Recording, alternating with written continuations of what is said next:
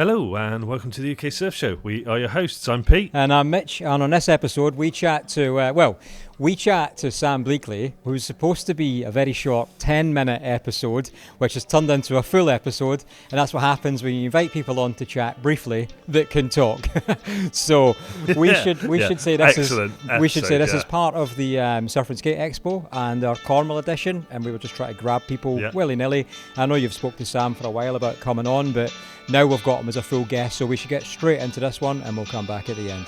I'm Sam Bleakley and I'm from Cornwall and I'm here at the UK Surf and Skate Expo 2025. And that was definitely your first introduction because Pete definitely didn't forget to press record. Oh no, I pressed record. It was something that wasn't working. To switch on the mic. Yeah, maybe it was that. But you say you're Sam, you're Surf Skate Expo. It's not the only thing you do. You do quite a lot in surfing, and you've done quite a lot in surfing. Run us through, little bits of a history of Sam. Okay, so I balance a mix of tasks. I work as a commentator for longboard and parasurf events and sometimes shortboard events, but especially the WSL World Longboard Tour and the ISA Annual World Longboard Champs and the ISA World Parasurf Champs. So in that role, I'll be doing live narration for the broadcast commentary that you'll see on your screen or TV. I used to compete as a professional longboarder, and I'm still an ambassador for Finisterre. And I also edit the annual Longboarder magazine, which we're now working on issue number 4. And I've been a filmmaker. I have a travel show called Brilliant Corners, which is about emerging surf communities. Mm-hmm. I've written a number of books around surfing, particularly surf history, surf culture, and surfing and mindfulness. And a really special thing I've done in the last couple of years is curated a big exhibition at the Maritime Museum in Falmouth about the history of surfing in Cornwall. So it celebrates 100 years of wave riding in Cornwall and exhibits over 100 boards from 1920s belly boards all the way through to Tim Mellors' mammoth 37-foot single fin that he built in 1999. What is there something with curating that you found out and you were like, oh my God, that's...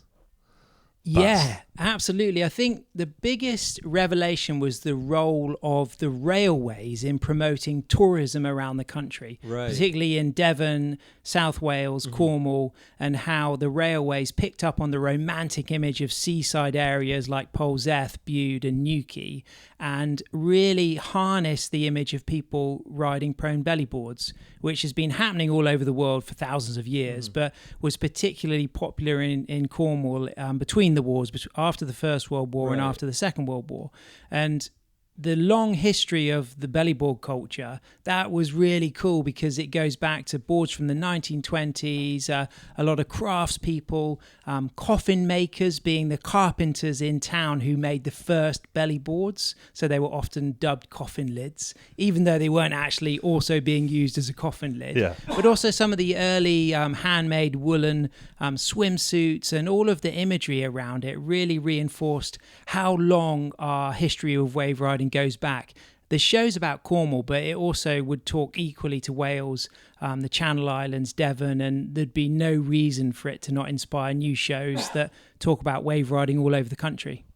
Yeah, I think it's pretty awesome, like the history of surfing in the UK, because I think who was it? Eric said to us like some of the first people to surf here were some, I want to say Hawaiian princesses or something that came over for a university or something. Absolutely. But it's mad of how far back it all goes. And I mean, even most people who say first person to surf, they think Agatha Christie, I think it was the first person they think of surfing. Yeah. But to have that history all in one place. Like I haven't been to see the exhibition yet because I haven't been near Falmouth, but I've seen like online. I've seen some of the photos and some of the things for it, and it looks like something that I really interested and really want to go and take a look at. Let's talk about your surfing as well, where that first started and how you got into it. So my dad grew up in Newquay and he would have been bellyboarding when he was a kid. His parents had bought a guest house in Newquay just after the Second World War. So they were having a few of the first wave of foreign lifeguards starting to drink at the bar that my dad's dad, who was Scottish, ran. And he actually won a surfboard in a game of poker that he gave to my dad, which was my dad's first surfboard. He was a bit of a gambling man, was my granddad. But my dad got hooked on surfing, was in that first generation of Cornish stand-up surfers from the 60s, like Chris Jones, Roger Mansfield, Gwyn Haslock. And then me and my sisters in the early 80s, we were a beach family. I was born in 78, and I was surfing before I knew I was surfing, because beach culture was part of our life, and my dad had moved a bit further down from Newquay all the way down to the West Penwith area, and we were learning to surf around Sennan and Gwenver and Porthmere and Pernathno. And by the age of about 13, 14, 15, I started to get into longboarding. I'd learned on shortboards, but in the early 90s there was a real renaissance of longboarding, and I had always been into surf history and loved watching Big Wednesday relentlessly. Had lots of Bruce Brown, Bud Brown and Hal Jepson films on VHS that I watched, and I knew what longboarding was and what it meant. And when I saw young longboarders like Wingnut and Joel Tudor getting into longboarding again, I thought, wow, there's young people doing this around the world. And I just gelled with it. I was a real natural with the footwork and the nose riding. And I felt once I started to ride longboard that I'd kind of connected with who I was as a wave rider. Yeah. So despite all of the stigmatisms in those days and all of the people like giving you a hard time to be a young longboarder, I just kind of, pushed that under the carpet, and it made me a bit more resilient. And longboarding was then where I started to shine competitively, and that led to sponsorship with Oxbow, which were the big supporters of professional longboarding in the 90s and 2000s. And I competed globally and won European titles, British titles, surfed on the world tour, and specialised not just in contests, but more in working with the magazines, often travelling with a photographer called John Callahan to do cool photo features in really remote places. We did a lot of work in Africa and Southeast Asia, and that allowed me to really develop my love of travel writing, because I'd studied geography at university, and the magazines became an outlet for me to not only be a pro surfer but also learn how to write, and that led to being able to also edit longboard magazines. It's amazing what doors open other doors. And I know my voice has gone really weird. I've been sat here really quiet. I had 100 questions, and I took a drink of water, and it's gone down my throat the wrong way. That's why I've got a tear in my eye, because I'm trying my best not to die silently. So, obviously a man just immersed in the world of surfing. And I wonder, was there a point where you kind of knew where it was going, where you wanted it to go? And if so, how do you balance that time? I mean, we both are with normal life, and I'm part of the team at Lost Shore. It's so busy. Like, it's hard. When I look at what I do, sometimes I'm like, how do I manage to balance all of that? And you sound like you've got so much going on. Yeah, well, I think that I was really in love with geography as a subject when I was at school and college, and I went to university, and I did geography at Cambridge, and that was like big achievement and very competitive and a lot of pressure to get that place. And I thought I was going to go in a direction of being either a travel writer or maybe an academic in the field of cultural geography. I love the whole study of communities and anthropology and how the landscape shapes people. But I also love learning about the environment and the outdoor landscape. And I thought that would probably be more the direction I would go into. And my competitive side really started to flower when I was at uni, and I got my sponsorship from Oxbow. Yeah. And once I started to use the professional surfing and get the marketing coverage and the media impact that the brands needed to continue to support me, I realized I had like an outlet for my love of geography, which was writing for surf magazines about travel, about surf communities. So I didn't think I would go into a career in surfing. And then later in life, I did go back to the academic world and do a PhD, but I actually did that about surfing. So I kept checking that I wasn't being crazy and seeing if there was another avenue to work for universities, more as a researcher, a lecturer, a professor. But surfing just about kept pulling me back. And although I kind of operate more on the kind of creative fringe of the surf industry, I have managed to get enough work to keep me employed as a freelancer around my love of surfing, travel, culture, history, place. And some of the work is based here in the UK, and a lot of it is international. And I still love to travel, and that, you know, I'm excited at the moment because I'm commentating at a World Longboard Tour event in Australia, and I'm still one of those people, despite being 47 next month, who still gets excited when I go into an airport, because I love the sense of adventure, the unknown, the opportunity to go to new places and see maybe old friends you've connected with over the years from you know, being involved in that kind of surf travel network. The thing I love about traveling is just seeing how other people do normal stuff. Yeah. Like just seeing how a different culture, even just something as simple as have the way they do breakfast, and maybe a different time of day. It's obviously a different type of food. But it's just the very basic things that maybe we taken for granted is the wrong thing to say, but it's such a basic I love thing. that. Yeah. It's really cool. I have a great memory once of being in Mauritania, and I was hooking up with some other friends who were making a film, and I'd been there before, so I was going to come and help guide them around a bit. And they'd already arrived; they'd come in from Morocco and Western Sahara, and I came into the airport, and I was going to meet them the afternoon. I was just sitting there in the capital, Nouakchott.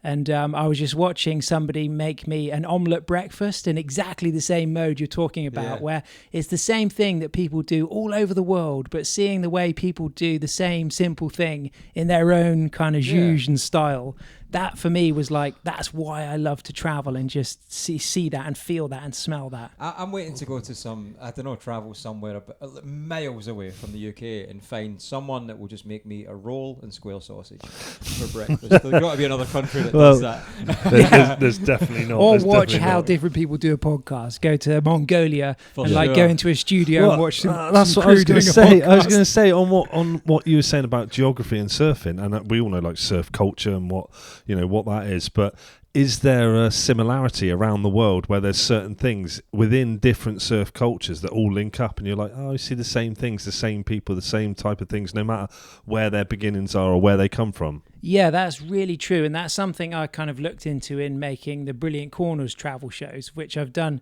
17 different countries. And the old shows are on Netflix and the newer shows were done with the World Surf League, and they're free to view on the World Surf League website. Yeah. And one of the things that I noticed, particularly with the emerging surf communities in the likes of Africa and Asia, is that long and deep connection with the coast empowers people to become custodians of their area. They might get into environmental activities. They might have an opportunity not leave to make money because they might become surf coaches or lifeguards or have a guest house that looks after visiting people that may well be from their own country. It may just be weekenders from the capital coming to the coast, because everybody wants to access the coast safely, and surfers develop this deep connection with their coastline, and they can offer a lot of great things. And I noticed that from whether it be Sierra Leone or Zanzibar, that those new wave of emerging surfers have a lot of similar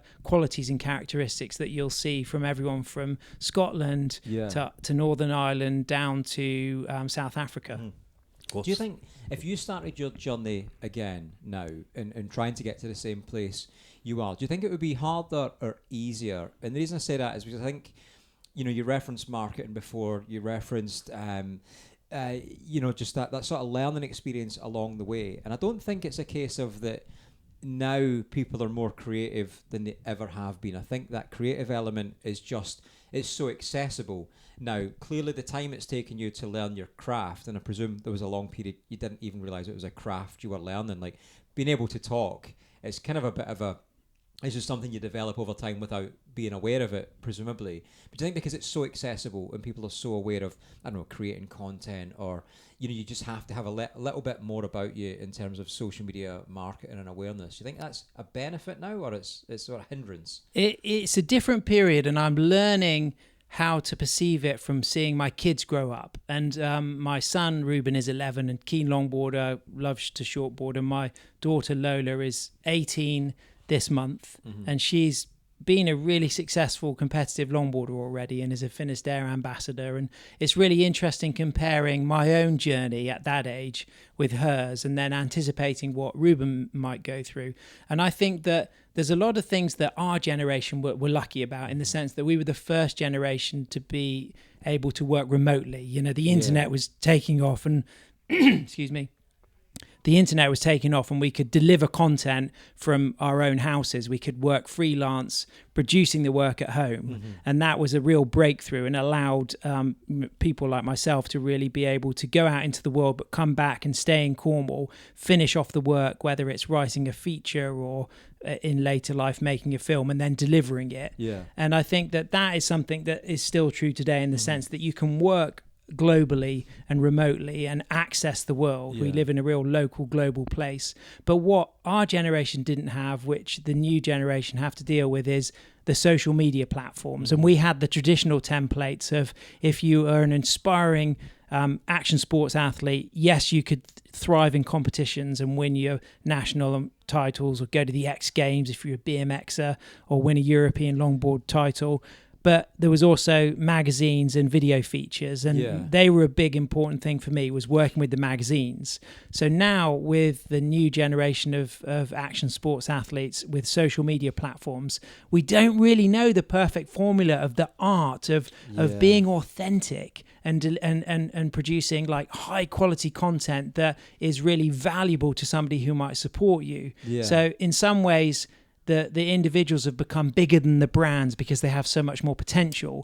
But it means that some of the classic brands that used to sponsor action sports athletes are not necessarily financially able to give you those sponsorship deals like they could. But at the same time, everybody's got a lot more potential to do things in a unique way. But I feel as if it's almost a little bit more difficult because the possibilities are so limitless that there's a lot of really good young action sports athletes in snowboarding, skating, BMXing, and they just don't know how to apply what they're doing because there's too many options. Whereas in my day, it was a bit more, you either win contests or you get features in the, with the video segments that get released or in the magazines. I was going to say that because I think videos, you could work on a video part for a year, 2 years, whatever, and then that video part come out and people would be like, oh my God, have you seen that? Whatever. Now you do it and within 5 minutes, that clip is on social media or something like that, which in a way is good. You can constantly bring out stuff like that. But at the same time, I think I miss that because I grew up watching skateboard videos really and used to wait for ages for the next big video to come out or whatever and see what happened and then the next one. And it was that waiting of like you could go away. It's difficult to explain because I can see both sides of it. I don't know if it's unfortunate or fortunate to be able to remember how that wait was and what you'd go away and try and learn everything you've just seen in that last video. But now it's changing so much. What that had though was the content. Content I guess is a fairly newish expression, but what you're referring to was a piece of content that had longevity. And it would sit in a magazine or somewhere on a VHS that somebody could watch and go back to. But now, and have a lifetime. But now content is so throwaway. It's literally, there's this Nazare clip, and 5 minutes later, right, get me the next one, get me the next one. People just want to scroll through it. So I think it's hard to make something to stand out in a short form world, and I also think that makes it harder for the athletes because ultimately, I don't know. I think maybe years ago, a brand was after something different and there wasn't the access to find the athletes the way there is on social media now, and just somebody can just send a DM. And I think it's hard enough for a sponsor to get surfed, let alone have the noggin to work out what the brands want back through social media, and it's quite a lot. It's almost an intrusive nature. Like people I don't just want to go see you surf a bomb. People want to see that, like you said, that real connection. I want to see what your daily life looks like. And it can be done well, if you maintain an element of authenticity. I think that's priceless. And I think a great example in the last kind of 8 years is what Need Essentials did with Torren Martin and Ishka, where they funded them to go and make these travel films, and the branding is super minimalist, but the culture and the ethos of the brand is all exemplified in the beautiful surfing and the great films that they make that are free to view online, but you don't feel like you're being force-fed the products. You just feel like you're being inspired to maybe follow in their footsteps. And I think that there will always be a need for authenticity. And I think all of the brands will be continuing to think about that as how we can maintain that level of authenticity and sell our lifestyle or our product or identity without looking like we've force-fed it, without looking like there was a link to the page to buy the flip-flop, which of course is a big element for the commercial side of the action sports. But at the same time, you want to see the person who endorses that flip-flop do a triple backflip off something that makes you go, that woman is so amazing. And then subconsciously you link her to that brand and end up naturally gravitating towards it because you believe in it. And you want it to be in the flip-flop doing that crazy mad trick as well. I was going to say, talk to me about, I'm not even going to try and pronounce the place in Japan that I recently saw, and it begins with an H, I think, where I saw you go there on that program, and you were chatting to a guy, and you're like, oh, so you're the only surfer from around here, and you were surfing these waves, and they looked perfect, like knee to waist high waves, and nobody on them. So where was that? It wasn't. I thought it was Japan. Was somewhere. it in a Brilliant Corners film or? I can't remember. It was on Netflix. I saw it. So would it have been? So the ones on Netflix would be Hainan, China. That might have been it. It might have been Hainan. It could have been Hainan. So it might have been because I thought, oh, Hainan. There we go. Yeah, it might have been. Yeah. That's actually got a lot of potential for a good dad joke. I'm going to work on that with my son because he loves good dad jokes. I don't think you need any more. That's it. Yeah. But so on the Netflix shows we've got Haiti, Jamaica, Barbados, Liberia, Hainan, China, and then in a second season, Oman, Sierra Leone, Ghana, and then Philippines and Mauritania in that season didn't go to Netflix. And then the newer ones, which are Madagascar, Zanzibar, India, Papua New Guinea, Algeria, and Senegal, they're on the WSL website. Yeah, so it must have been China. I was thinking Japan. Hainan, brilliant stuff. So when I used to work with John Callahan, who's a photographer who first documented and named Cloud9 on Siargao in the early 90s, we worked together a lot from the late 90s through to about 2014. Yeah.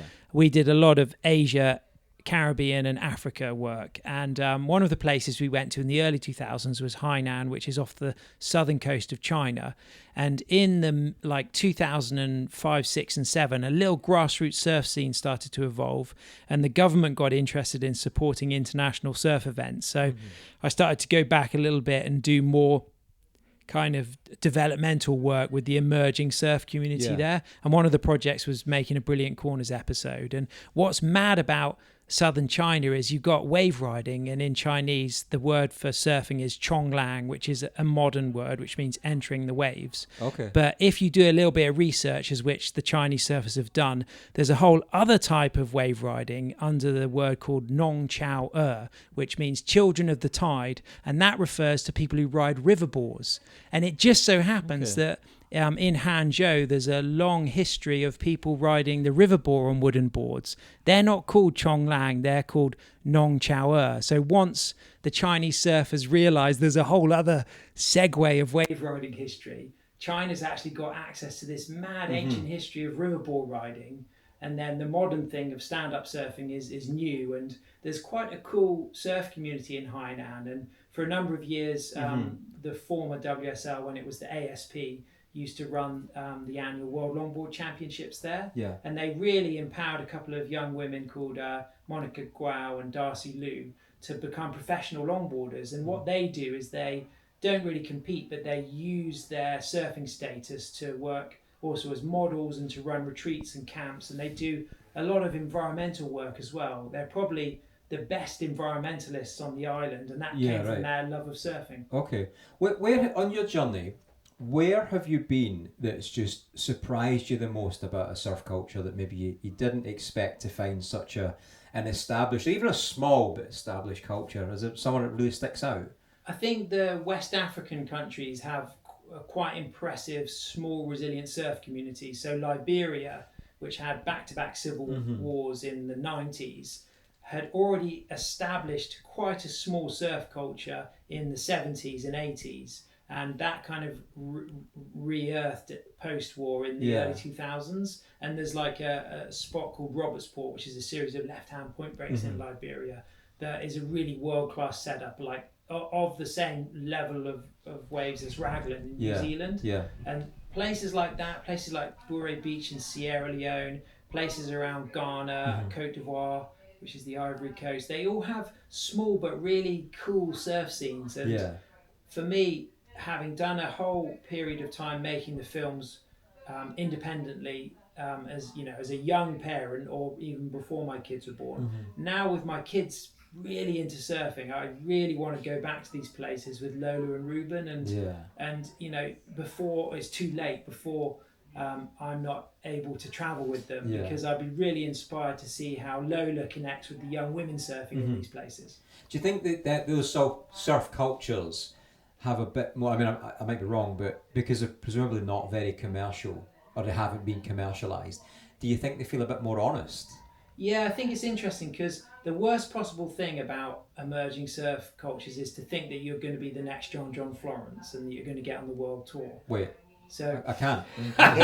What? Hold on a minute. So I think the best model is to model surf communities on music, and know that a good band can play at their local pub and be paid and put on a great show, and maybe that can turn into a festival with other good local bands and maybe some touring bands. And I think that the important thing for grassroots surf communities is to own your own area. Recognise that, yes, I'm getting good at surfing, but it doesn't mean I'm going to get on the CT and be a world champion.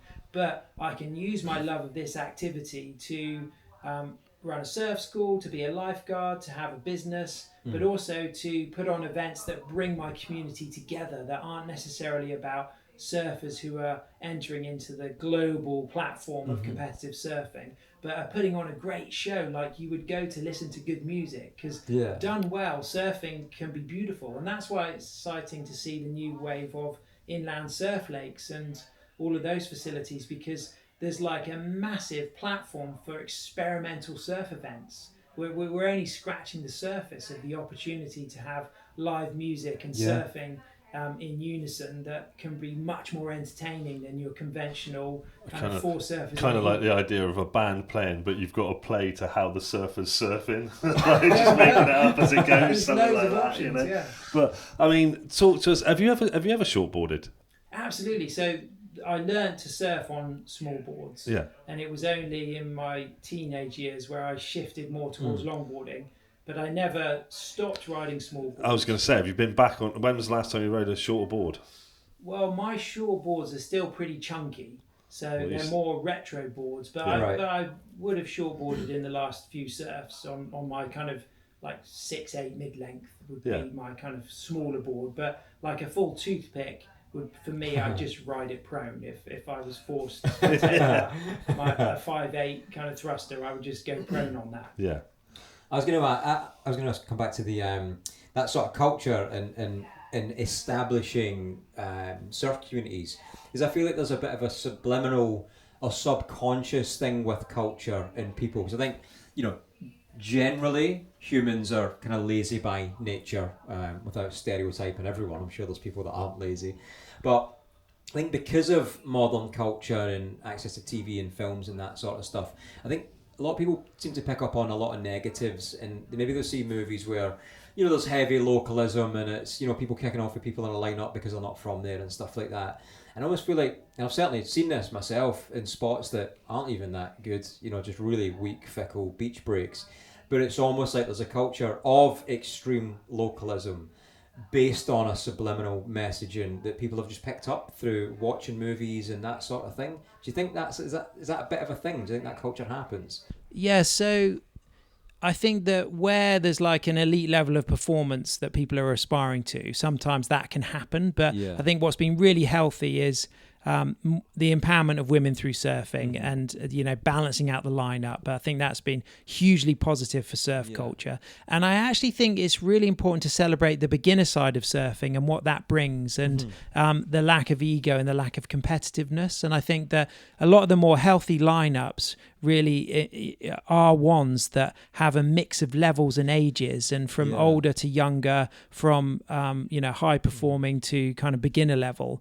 And I think that in those situations there's a much more balanced approach of what surfing means, because it's not about ego, testosterone and being the best performer and out muscling your fellow surfers. It's about sharing space. And I think something that I did a number of years ago was write a book about surfing and mindfulness, off the back of becoming like a surfing parent, of really learning more about the journey into safe surfing from having kids, starting to do more work with the adaptive and parasurf community, and realizing that there was a big opportunity for more messaging around how we engage with the coastline and share the space, because crowd lineups are getting more and more busy, and we have to be tolerant, and we have to accept difference, and we have to learn how to share that space and look after that space. And it's not always easy. If you go to a break like Imswan in Morocco right now, and you've got all the surf schools, all the locals ripping, travelers ripping, beginners, and then you've got all types of wave craft, from the foil to the longboard to the shortboard to the foam board, and everything's just pretty hectic. And how we learn to manage the coast and our surf breaks, that's our responsibility as wave riders. And we need to step in and get amongst it and support our governing bodies and our federations and our private landowners to help, really manage our coastline and manage our carrying capacity of surf breaks, and develop educational platforms so that people learn how to be in these busy spaces. Yeah. I mean, that break you just referenced sound exactly like High Tide Town last right. Exactly that. Yeah. I was going to say, on the mindfulness side of it, though, on that, how did you, like, when competing in like major competitions, sort out the negative self-talk that comes with surfing when you're not surfing as well as you can surf, or things aren't going right for you? How did you learn and deal with that? I think that in competition, I never fulfilled my potential globally, but did on a European level. But what I did apply myself to was the art of working with a photographer and being able to, in the heat of the moment, get the shot. And I guess I felt like that had more longevity and more connection with what I was searching for. And that does take a lot of psychological resilience to really trust that things will align, and that when the light's good and the conditions are right, you really need to nail it and you need to perform. And I think that as far as being a surfer, there's a few things that happen, and positivity is one, empathy is another, resilience is another, and mindfulness is the biggest thing. It puts you in the moment. And now when I work as a commentator, I still do national contests just to enjoy the exercise and connect with friends and surf with my family, but also to remind me of the psychological headspace that fellow competitors are in. And it's really incredible how nerves and anxiety and tension will deter from your physical performance. And being able to breathe and stay relaxed is such a key part of performing at the highest level.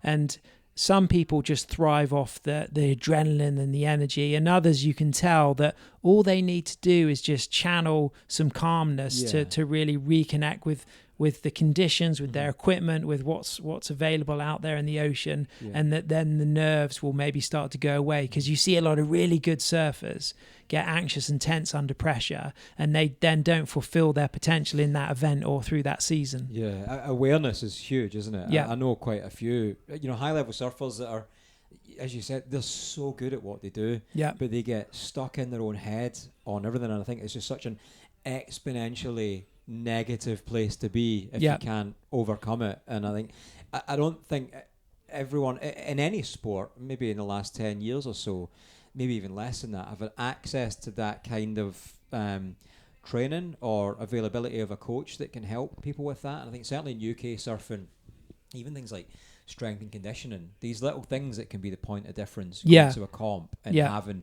some sort of advantage.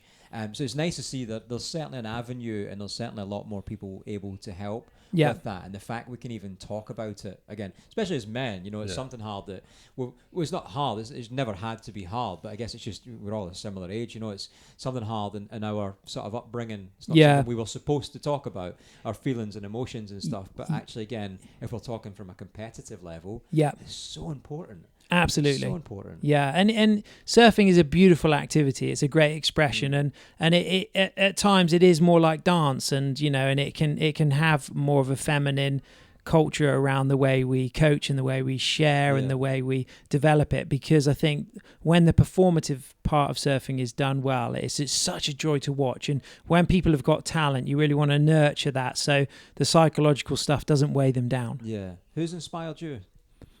My dad's generation of surfers who grew up in Cornwall were really inspiring, like Chris Jones and Roger Mansfield. And Chris Jones sadly passed away in 2021, and I rode his boards for a big early part of my career before moving to other shapers. But what was really special about curating the big exhibition at the Maritime Museum in Falmouth was CJ was a prolific surfboard builder, tutored by Bill Bailey in the 60s, who was a founder of Bilbo, and then building boards all the way up till 2021. He was friends with Eric.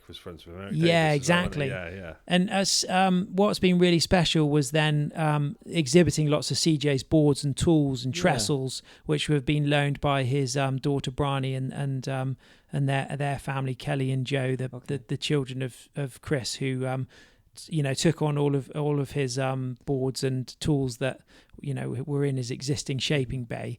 And there's a lot of great energy in that craftsmanship, and I think that CJ was a big inspiration for me when I started out competing, because he kept me humble and modest whilst I was kind of at uni and developing that side of my life, and really reminded me that surfing's a beautiful activity, but you're not going to make money and be famous because you surf because you love surfing. And that connection with the craft of it, I think, is great. And you see that in a lot of other things like music, skateboarding, art, the interaction between the kind of expression and the craft and the performance. And I think surfers have this really beautiful relationship with surfboard builders. And some of the great surfers make their own boards, like Ben Skinner, but others like me, we're not good with our hands and we work with shapers. And I think I'd say you're good with the words and everything though, because like even rattling off some of the things you remembered earlier about the Chinese names for different types of waves.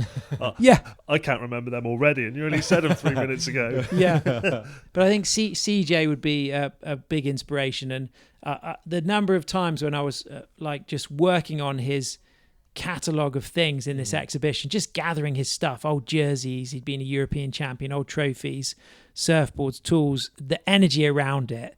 I was just thinking, I'm so grateful that I was lucky enough to be a little part of his life, and that he inspired me and I learned from him. What was the best thing you found putting that together that you were like, oh, this is special? I think the quality of the fins that Bilbo were making in the mid to late 60s, and the fact that a lot of collectors like Alex Williams, Billy Cox, Wayne Shepherd, they had cared for these beautifully built objects, and it reminded me of how cutting edge British surfing was at that time. And the roots of the stand-up surfing in Britain is very much from a working class background of people who made their own things because they couldn't afford to buy them. In contrast to France, where the first generation of stand-up surfers were not from working class backgrounds and they were buying stuff from abroad. But what we did in Britain was we learned how to make wetsuits and surfboards and clothes. And the Hang 10 and the 2 Bare Feet clothes that Doug Wilson was making at Bilbo, and the fins that Bill Bailey was making. The quality of that globally at the time, it was as good as anything you'd find from that period, and it stands the test of time. So I was really impressed with the pedigree of what Bilbo created, and in some ways it made me a little bit disappointed that there have been ups and downs in the British surf industry, and I'd like to think that we can reconnect more closely with our history and remember how significant the Boardmasters was in the 80s as a world tour event, and know that we've created a lot of great things, and we've got the foundations, and we should be proud of that, and know the roots, and make sure that we continue to represent a really resilient, forward-thinking surf community, culture and industry. Do you think there's an element of, just through, I guess, modern commerciality through surfing, and consumerism and I want to buy a new one and then it breaks and I'm going to buy another one, I'll just replace it. Do you think there's an element of from the surf manufacturer side of a little bit of a soulless culture, as opposed to then, you speak really well of how connected you were to that equipment and the person making it. Do you think there's an element of that's not quite the same? I'm sure there is instances where that is very much the case now, but yeah, I think it's really important to recognize that like sustainability is really exemplified by things that last for a long time. So if you've got something that you can fix and maintain, and I think if our iPhone culture was about objects that you could maintain and fix, it would teach kids a lot more about mechanics. Like, it's very hard to find a good mechanic now who can keep an old car running, but the art of keeping old cars running seems to make perfect sense for sustainability, because these are great machines that were built to last. And I think with surfboards, it's really important to recognize that you can keep old boards going, and you need to know how they're made, what they're made from, and how you repair them. And with a lot of grassroots surf cultures, one of the worst things that can happen is a community emerges and then somebody floods the market with donations of equipment, but that community doesn't have access to the tools to fix and maintain those boards. So it's about empowering people to be able to shape and fix, ideally with locally sourced materials, so that what they do have, they can keep going. And I think there is much more of a throwaway mentality than there ever has been. And I don't know the solution. I see in my own kids, I'd love them to be really caring about objects and keeping objects alive. And I think skating and biking is cool for that, because you do quite quickly learn how to change your trucks and your bearings, and bikes you learn how to do your chain. I think surfboards, there's not as many moving parts as other sports. I think with surfboards as well, I think it's a daunting. Like you hear how shapers talk about like how much of a nightmare is it to like even like get something slightly wrong and the whole thing's ruined and stuff like that. And I think it fills you with dread just going straight into it. I know, like the things that Brad showed us the other day, the new FCS patches that you can put on, and they just literally rub a bit of sandpaper across it, and it looks like it'll do the trick. It'll do its repair basically. So it's like seals a you put this patch over it. It's almost like a plaster. It's like almost. a sort of solar res thing, but it just goes off like rock solid, and it looks really good. Well, the big thing is when you go back to wooden boards and knowing that you could, like Rabbit Kakai and Waikiki could come in and reshape a finless board and go straight back out and try some new moves. To be able to find a composite material that you don't need to laminate, so it's watertight, so that you can keep working on it and refining it and experimenting with it. That's like the golden ticket for surfboard manufacturing. And that, if somebody comes up with that material, then that's going to be super exciting. I think Frankie Boyle summed up modern culture really well, and he said that we live in a kind of environment where if you give a man a fish, he'll eat for a day. If you give a man a fishing rod, he'll swap it for a fish. Kind of sums up where we're at. People just want their iPhone. Exactly. It is that. Oh, right, a question I've asked two good longboarders so far, which is Ben Skinner and Emily Curry.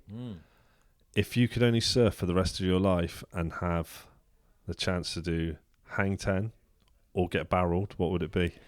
I'd go for hang 10. Is so special, that feeling. You're perched on the cliff edge, you feel weightless, you got lift, you feel like you're flying, and there's a level of adrenaline, but it's like it's got this minimalist element to it. It's very zen, whereas barrel riding is incredible, but it's intense. And I think if you have too much barrel riding, you just get depressed because you have such high adrenaline peaks. Whereas nose riding, it's beautiful, but it's not so intense that you can't live without it every day. And I would go for the hang 10. That's definitely the cleanest and most succinct answer we had to that. Ben was like, it's definitely hang 10. But then barrel riding. He's a good barrel rider, Ben, as well. He's one of the greats for longboarding as far as an all-rounder. I was thinking, driving up here this morning, about the talent pool in the World Longboard Tour. And there are two people that I think of a lot. Stephen Sawyer from South Africa and Ben Skinner, they're just so accomplished as all-rounders. They can tube ride on all boards amazingly. They can shape surfboards. they can nose ride, they can rail surf, they can cover all the ground on the wave, so they can be radical and progressive or smooth and traditional.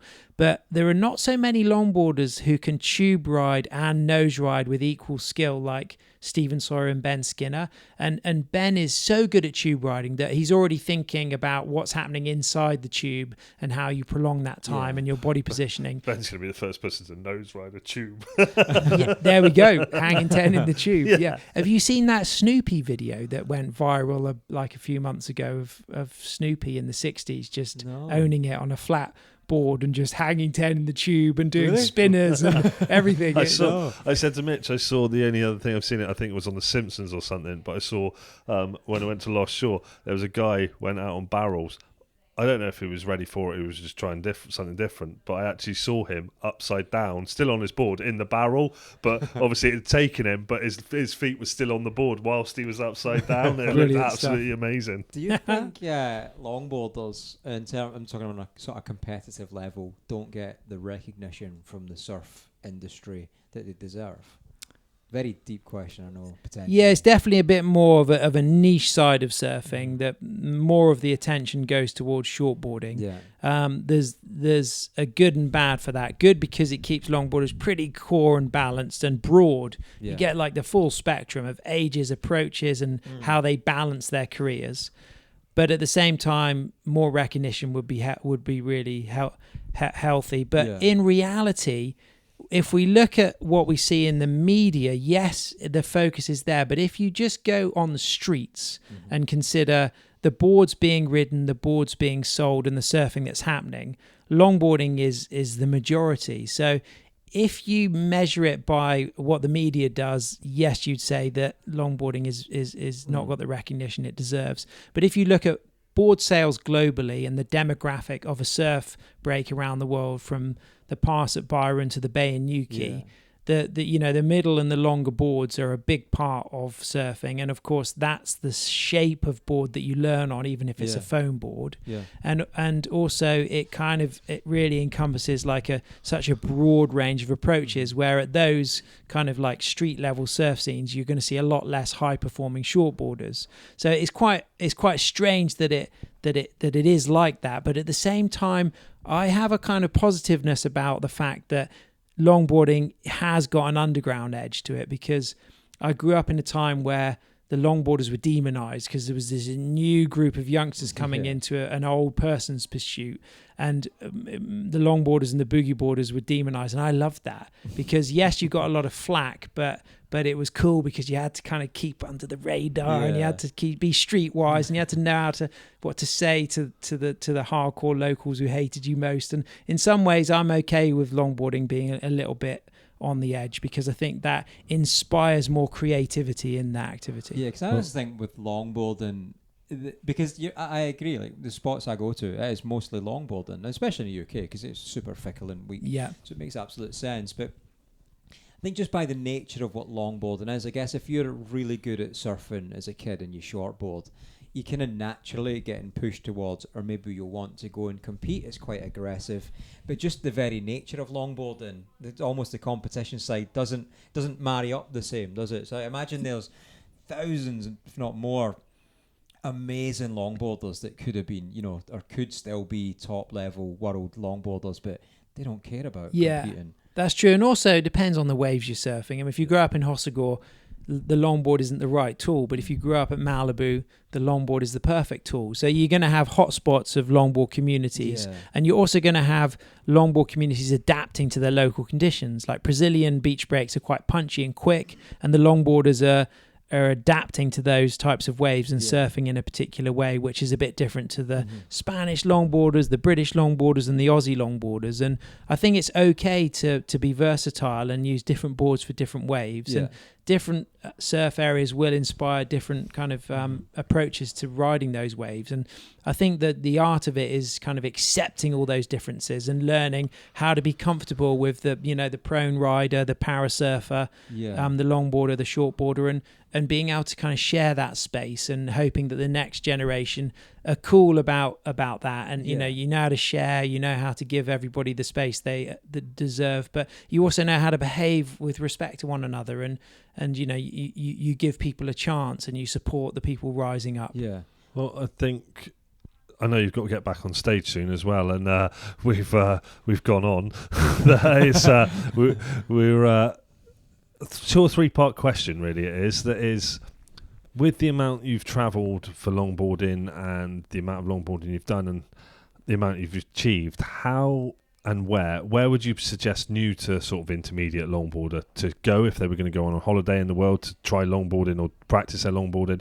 And what have you learnt or found most helpful that's progressed your longboarding the most? Well, I'd say first of all, Teahupo'o or Chopu in Tahiti would be definitely the first place to go and practice your nose dives. But there are a couple of longboarders who surf that. Dwayne DeSoto and Kalia Manise both took on fairly chunky waves in Teahupo'o before. But I think that small, gentle beach breaks are the starting point. And that's great for being British, because the number of times in the stormy winters when we can find a sheltered bay or a cove on the wrong winds for our exposed beaches that has a small rolly wave, they are the best places to learn. And I think longboarders should be excited about being good in small waves. You know, longboarding at its best is a small wave act, and getting a big enough board like a 9.6 with a bit more float, maybe a single fin.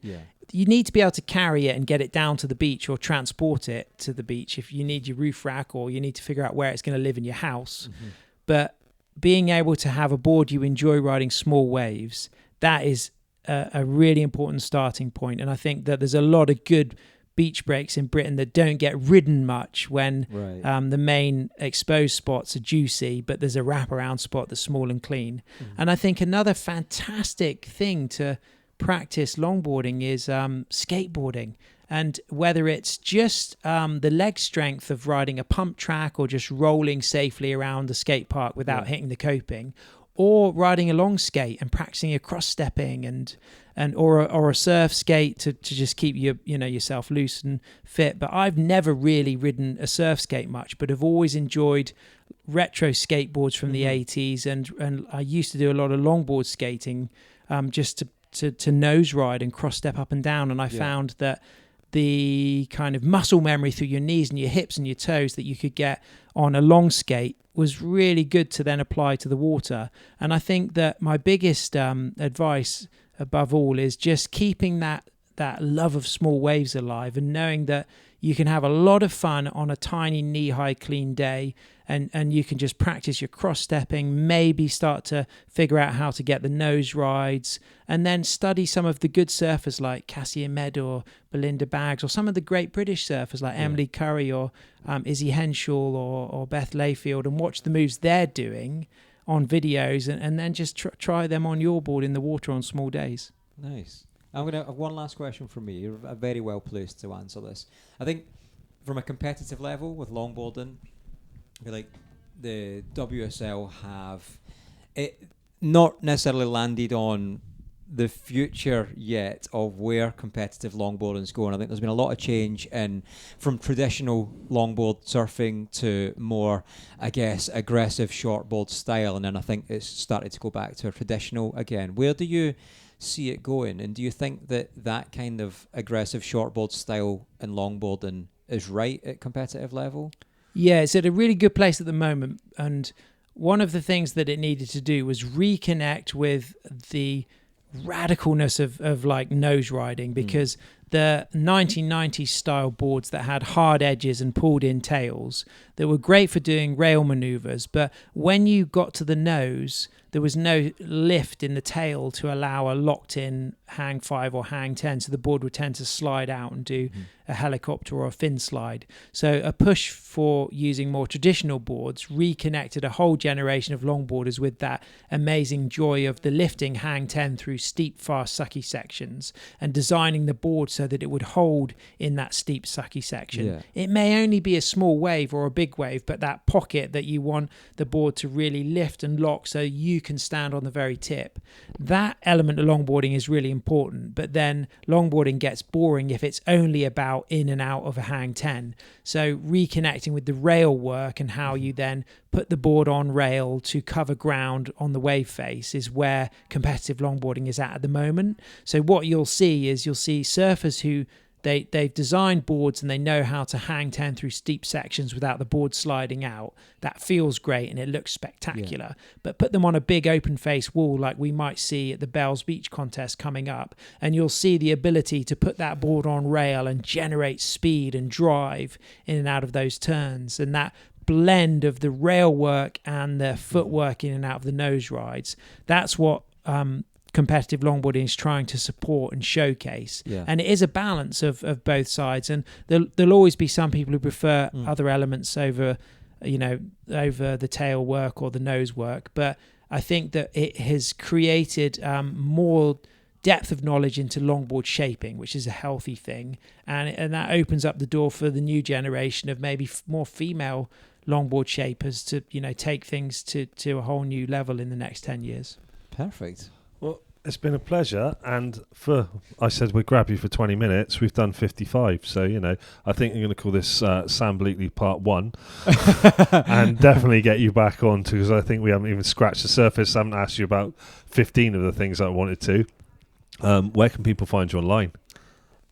So you can watch the Brilliant Corners films on the World Surf League website under the watch click, and then you'll go down and under the original series you'll find Brilliant Corners, and you can buy Mindfulness and Surfing books just with a quick search of trusted bookshops, and you can go and visit the Maritime Museum exhibition in Falmouth until January 2027. So there are three things, some virtual, some physical, that would be good to do. And if you enjoy longboard events, you can watch on Rewind previous ISA and WSL longboard events, and coming up we've got the rest of the World Longboard Tour in Bells Beach, Abu Dhabi and El Salvador to crown our 2025 World Longboard Champion. Hopefully it's going to be Ben Skinner. Let's hope so. And last question is, that I've stolen from another podcast, what should we have asked you that we didn't?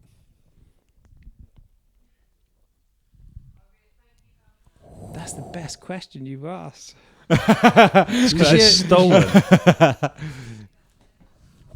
You should have asked me, why am I mad enough to be flying to Australia tomorrow morning? I'm hosting the Wavelength UK Surfer Awards tonight, and I wouldn't have had an answer. Sam, it's been an absolute pleasure. Thank you so much for taking the time. Cool. Cheers, buddy. Thanks for having me. Well, cheers for that, Sam. And that's how a 10-minute episode turns into one full hour. But do you know what? Doesn't it? Super fun. Really, really intelligent guy. Obviously knows his stuff. Super passionate about surfing and travelling. So it was really nice to actually get him on as well. Honestly, literally, just before we saw him there, I'd been watching his Brilliant Corners, which is on Netflix, and he goes off to these little tiny places all around the world and stuff like that, and looks at their surfing, their industry, their all of it and everything that's going on like around different places of the world. It's fantastic series on and he longboards as well, so that's good. And I mean, I even there's one of his books there as well, which is the Mindfulness. I'm showing it to you, but not the actual camera. That's good, isn't it? Mindfulness and surfing. And you've read that, have you? That's one of his books. I read some of it, yeah. you read the summary page, didn't you? You read the summary on the end, and you're trying to tell me you've read a book. I have actually read that book. It's a good book. It's he's got so much. Longboarder magazine he's involved with. He was hosting at the Surf and Skate Expo, the award ceremony, and he's flying off to commentate on the WSL longboarding the next day. It's just the guy's just full on and can talk the amount of people said, we said to afterwards, we were supposed to have Sam on for 10 minutes and or 20 minutes or whatever, and everyone was like, you got no chance. It's true. It's true. It's the kind of, and I feel like we sat down with him for 50 minutes in the end, and I feel like it could have been a lot longer. 100%. And actually, I feel like that's someday that we should get back on again down the line somewhere, because maybe we can ask him to not turn his microphone off halfway through.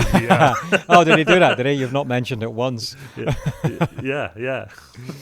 So but man, he's such a cool guy as well. Really nice, really friendly, and just super intelligent. And like the things he can remember, like I was saying to him, there's no way I'd remember. Like he remembered like 6 or 7 different types of names of waves or surfing in China, or so. I'd be like, it's I true. can't even remember one of them. Do you know what else? I completely forgot till now, but for the first 15 minutes of that episode when we were recording, I was dying. I took a drink of water, didn't I? Oh, yeah. I took a drink of water and it went down my throat wrong, and I spent the entire time trying not to talk, not to cough, and it was tears were streaming out of my face. It was the best 15 minutes. It was the best 15 minutes of my life. You just not talking. So it was amazing. For anyone that's watching the YouTube video going, what is he doing? I was trying to make like small noises in my throat to see if I was able to talk, and I couldn't, because I had so many questions. Like when he started, I was like, oh, this guy is gold, and I couldn't ask a thing, nothing. Mate, it was brilliant. But yeah, no, it's one of those, he's just a super nice guy, and like it's taken so long. He's so busy that it was just literally was there and we grabbed him. I mean, Surf and Skate Expo was amazing, and we should say we've got episodes of Surf and Skate and Lost Shore still to come out. I think we've got about 10 episodes from Lost Shore still to come out as well. So we've got episodes built up. I mean, one of the episodes that was supposed to come out loads recently on that, and we're going to mix some of these Surf and Skate episodes in with the Lost Shore editions. I'm currently sat in the shop at Lost Shore, if you're wondering where I am. I've got Seth just behind the laptop here in the shop doing his thing. He's one of the episodes to look forward to. Seth. I mean, he can't hear you. Pete's saying hello, Seth. For the audio listeners, this is gold. And yeah, so how's reality been for you post surf holiday? I've been so fucking knackered, man. Honestly, I've just been like, literally, like I went to the wave the week after we got back, and I just had the shittest surf ever. Like from that surf we had. We had some really good surfs down in Newquay and stuff like that, and then from that went to the wave, and it was just shocking. I just couldn't fucking surf, and I was just tired, and I've just been like trying to catch up on sleep and everything. That week was so full on. Yeah. I mean, I'm just glad I didn't have to drive like 10 hours back to Scotland. To be fair, the drive back wasn't that bad thanks to the 19-hour drive down. So if anything, it was short. That sounds like a you problem. Yeah. So what about you? Been surfing? Nothing in the ocean since I got back. I did miss a one-day swell window. Excuse me, that was the Dorito guava, very fizzy but insane. Yeah. I missed a one-day swell. Dorito, it's Horito. But it seems like everyone else scored, and I've had 2 sessions this week at Lost Shore. In fact, just out of a turn session, hence why I've got hair like a shaggy dog currently. But weirdly, I felt like I done a manoeuvre session, I think on Monday, Tuesday, I don't even know what day we're on, and turns today, and it felt like my paddle fitness just disappeared, right? When we were in Newquay, paddle fitness is like all time. Like it's so good for me. But I feel like I have this thing. I feel like I've got 2 different versions of paddle fitness, and I feel like I've got one for the pool and one for outside, back in outside of captivity. Yeah. Do you think it's a mental thing where you're like, oh, I'm in the pool, I don't really have to paddle that hard? No, because you do have to paddle that hard. Well, I do. Like I still put everything into it. Yeah, but do you think it's meant in your head? You're like, you're there, and you think like, because in the pool you do 2 paddles on a wave, and you're catching that wave anyway if you're in the right position. You're right, but. Like I, as an example, normally when I'm surfing all the time here, or enough, I will try and get 2 waves in a set. So I'll take, first or second wave, whatever, and try and get back to either get a nub or whatever. But on that manoeuvre session, I was just wanting to get back and rest. It was kind of I'd regressed so much. I felt like I just wanted to let a set go. And I wasn't chasing nubs and all the other bits and bobs that I like. So it's a weird one, but it's also, there's definitely a psychological aspect in there for sure, because I've still got the slog, like the donkey sort of mule fitness to just keep going and getting on with it. I wonder if Dr. Brendan, like, you know, he'd like measured us all up and like censored us up and everything, and we paddled in the pool. I wonder if we went in the ocean, if there'd be a difference in whatever. Be interesting to find out. There's obviously a lot more going on though in the ocean. I think your mindset shifts though as well. Like sometimes things are easier that help you. Sometimes I don't know. It's an interesting topic. Probably not one for after Sam interview when you're sat in a shop. But it's not in the ocean. It's not often as long a paddle back though, is it? Because it's unless you're surfing, obviously Saunton, and you're getting like 4 mile long waves. Normally, you know, what's 4 or 5 seconds, and that's a pretty decent wave, so you're not covering that much distance. So for the most part, I'm not having to paddle as far back. But yeah, I just felt it. But do you know what? The surfing was I've been mixing up some of my boards actually this week when I've been back, and I went back out. What you've been playing with? Tell me. I went back out on the rocket wide on the session manoeuvres the other day, and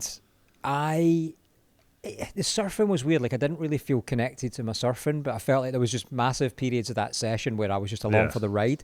But there was a couple of really nice moments and a couple of really nice top turns that I then just screwed up for no reason at all. But today, I thought I'd get my little J board back out. You know, the little Mitchell Tartan one. I've not surfed it for. I actually don't know if I've surfed that since the day before we opened. And weirdly, with that board.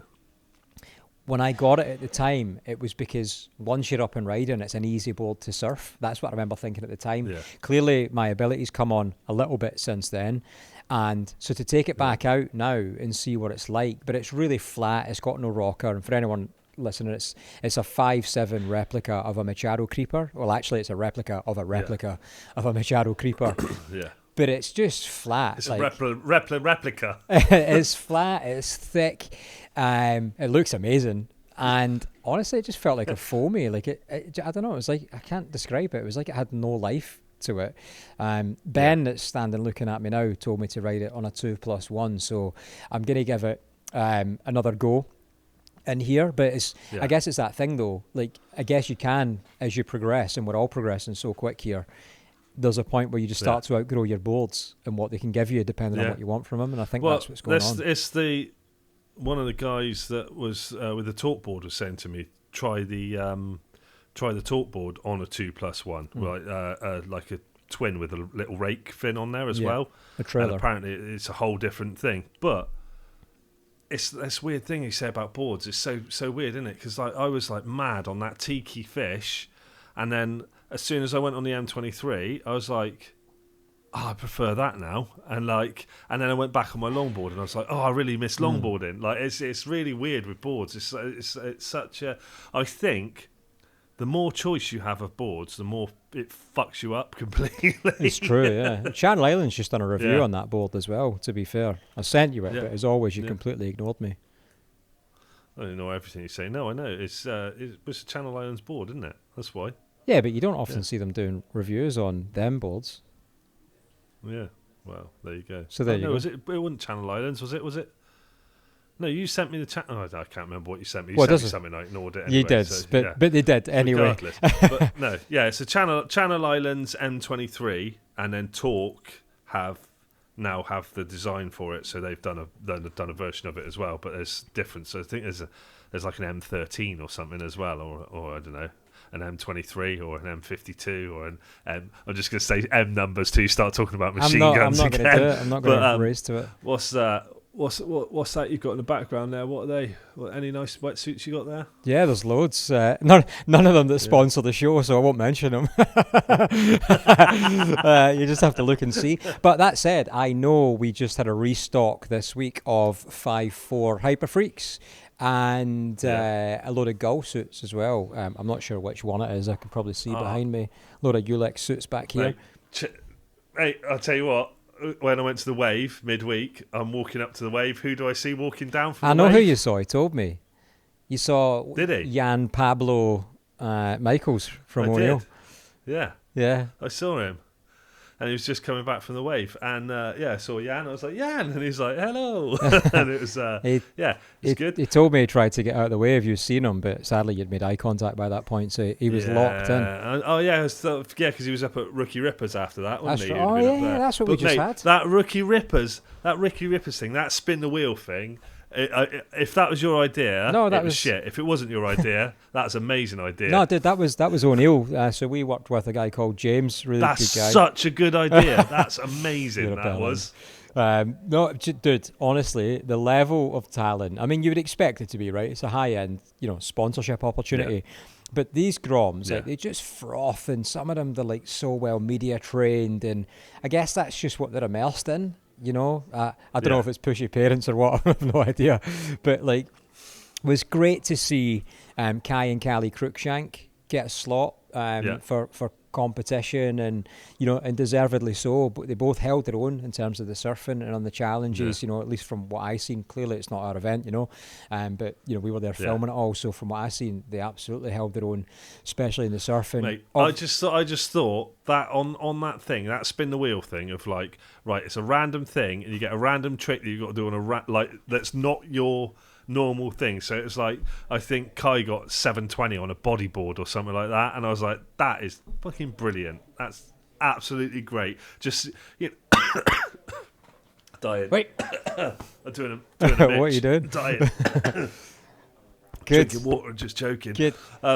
It's that's absolutely brilliant. Of the a random, not your thing, not your craft, and just going for it. Yeah, no, it was really good. Somebody walking in behind me. Clearly I'm at work, and my son works here. I don't know where he's going. He's showing off the name tag. Get you fat!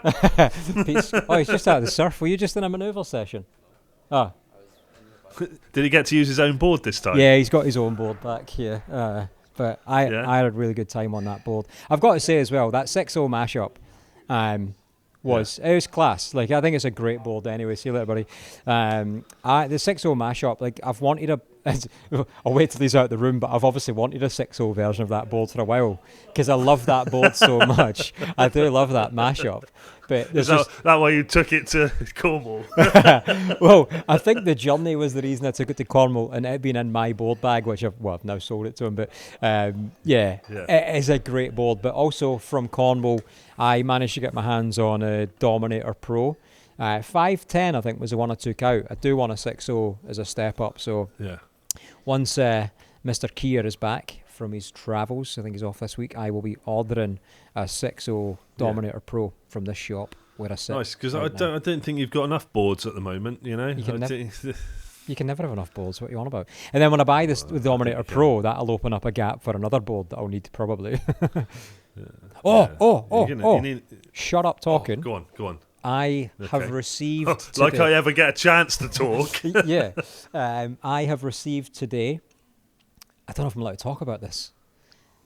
I'm going to talk about it and then potentially delete it before we edit this episode, tomorrow.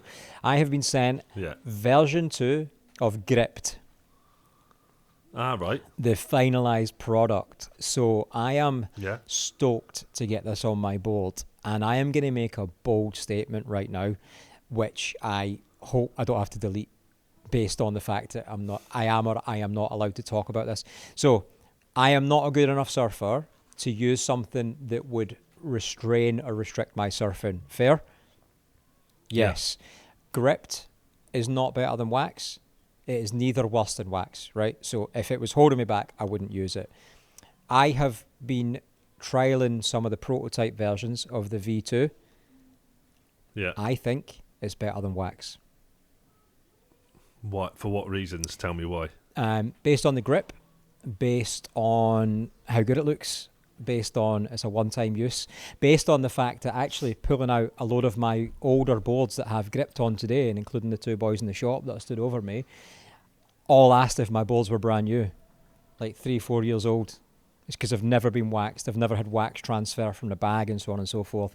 Pristine. They look brand new. So that's got nothing to do with V2, but that's based on the until you take a sticker off. Until you take a sticker off. That's true, actually. But based on the grip alone, genuinely think. So I cannot wait. I hope this is the one that I've got. So I think with gripped, it's great for shorter boards. I don't think it's cost effective for long boards. It's for the amount of time that it stays on and you have to change it. To do a longboard, like to completely do a longboard, especially if you want to move around on that longboard. If you're just surfing the centre of a longboard or like towards the back, fine. If you're moving around on longboards, you need to grip the whole thing, and that's going to be 3 packets at least, probably.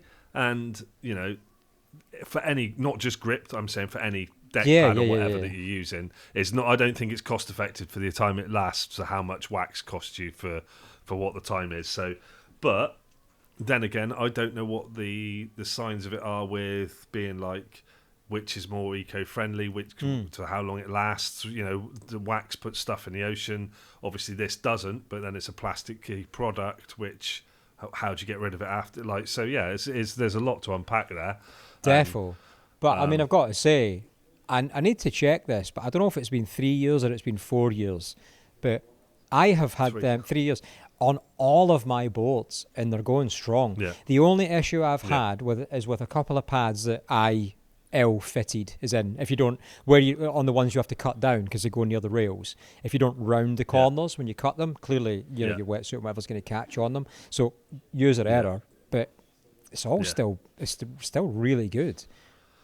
Mate, I've had 3 years on, and bearing in mind they're only supposed to last for about a year, aren't they? Before you change them, I think it is, or just over a year or something. Not sure. I think it's around that time is what they're recommended. But I've been the same 3 years, and I noticed the first time the other day I slipped on one of them the other day, which makes me think, right, it's time to either A, change it, or B, go to wax on it. So I don't know what I'm going to do. What does it matter to you? You don't longboard anymore. Yeah, I do longboard though. You're a middle lengther. I like my longboard. I do like my longboard still as well. So, well, there you go. My camera just turned off. Well, you're a lizard, aren't you? Well, yeah. What was that about? Tell me it was recording. It was recording. It's got 18 minutes on there, so yeah, it's fine. It's just cut off. Just start recording again because we can just wrap this up. Yeah. You recording? Well, start recording again then. So yeah. Yeah. So well, this is an episode then of microphones being turned off, cameras shutting down. We haven't even mentioned the cameras that we filmed on the on the trip because they were non-existent. So yeah, pretty good all the way around. Really. Were they ever lost though? No, they were exactly where I failed to bring them down to Newquay. Yeah, they were in my cupboard. Yeah.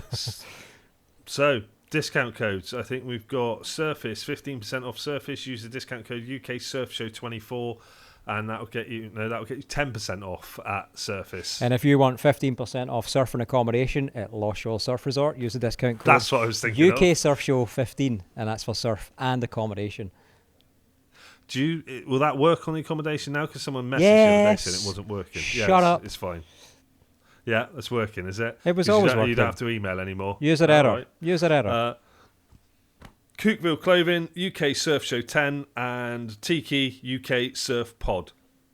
And that's your discount codes for everywhere. And if you want to come and get a... do you know what? If you want to get a Harita, I was thinking about them earlier, to drive all the way to Lost Shore, because I don't know anywhere around here that sells them, because they're the best drinks ever. They are really good. I think I put you onto them as well, because you were like me, and I was like, have one. Oh, okay, maybe you definitely. Did. Maybe you did. Yeah. Yeah. Well, there you go. Go check out Sam. Yeah, that's it. Go check out his Instagram. Yeah. Check out what he's up to. Check out his commentary on the WSL. Check out books, videos, Netflix. He's got some on, I think it's the WSL Longboarder website as well. Yeah, everywhere. Did you just lose the ability to speak? No, I was trying to think. I think it was WSL. It was a WSL website because the Brilliant Corners, like he said, it was on Netflix, and then some of the new series is on the WSL website. I think it is where you can watch them. But I was getting confused of where it is. So yeah, but you know how easy it is to confuse me. So that's it. Very, very. Well, there you go. Cheers for listening, watching. Yeah. All right then. Yeah. See you later. Boom.